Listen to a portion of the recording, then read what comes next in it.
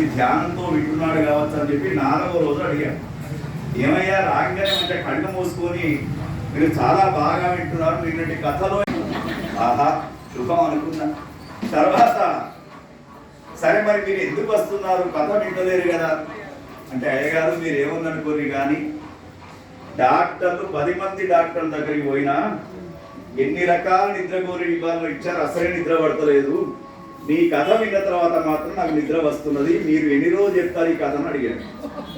అంటే 7 ఎందుకయ్యా ఓ 4 రోజులు చెప్పుర్రి నాకు మంచి నిద్ర అంటే, అట్లా నిద్రాదేవి యొక్క లక్షణాలు ఆ విధంగా ఉంటూ ఉంటాయి.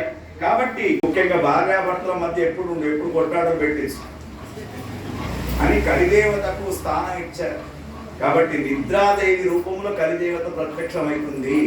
చూడండి, ఇట్లానే ఒకసారి మంచిర్యాల పురాణం చెప్తూ ఉంటే భాగవత సప్తాహం చెప్తూ ఉన్నా, ఒక ఆయన వచ్చి రోజు ఇట్లానే నా ముందర కూర్చుంటుండే, పెద్ద మనిషి బాబు 78 ఏళ్ళు ఉంటాయి, చివరి వయస్సు, వింటున్నాడేమో అనుకున్నా.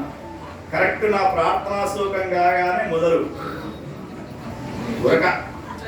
నేను అహల్య ఏదైతే శిల రూపంలో ఉన్నటువంటి అహల్య రాముడు నడుస్తూ వస్తూ ఉన్న కొద్దీ ఆ పాదం యొక్క ధూళి వచ్చేసి ఆ రాయి మీద పడ్డది, అంతే.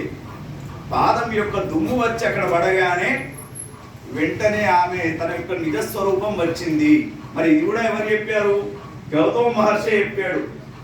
త్రేతాయుగం వచ్చిన తర్వాత రామచంద్ర స్వామి దైవం మానుష రూపేణ వస్తూ ఉంటాడు, అతని యొక్క పాద ధూళి పడితేనే నీకు మళ్ళా నీ యొక్క నిజ స్వరూపం వస్తూ ఉంటుంది అని చెప్పిన తర్వాత తన యొక్క నిజ స్వరూపాన్ని పొందిందయ్యా. మరి తర్వాత అహల్య శాప విముక్తి పొంది ఉంది. ఈ అహల్య యొక్క శాప విముక్తి ఎవరైతే వింటూ ఉంటారో వాళ్లకు సాంసారికమైనటువంటి సుఖం జరుగుతూ ఉంటుందని చెప్పేసి పరమాత్మ చెప్తూ ఉన్నాడు. ఇక మన యొక్క ప్రవచనం నాకు ఇచ్చినటువంటి సమయం సరిగ్గా, ఎందుకంటే మా అనంతాచార్య వారు ఇచ్చేస్తారు ఇప్పుడు, ఇక వారు మాకు 7 గంటల దాకానే సమయం ఇచ్చారు ఇక్కడ. కాబట్టి రేపటి రోజున రామనామం చెప్పని నోరు, ఇతరులకు సహాయం చేయని చెయ్యి, శాంతి లేని హృదయం, బలం లేని శరీరం, ఆధ్యాత్మిక లేని జీవితం వ్యర్థం, ఇది మనం చెప్తూ ఉందా.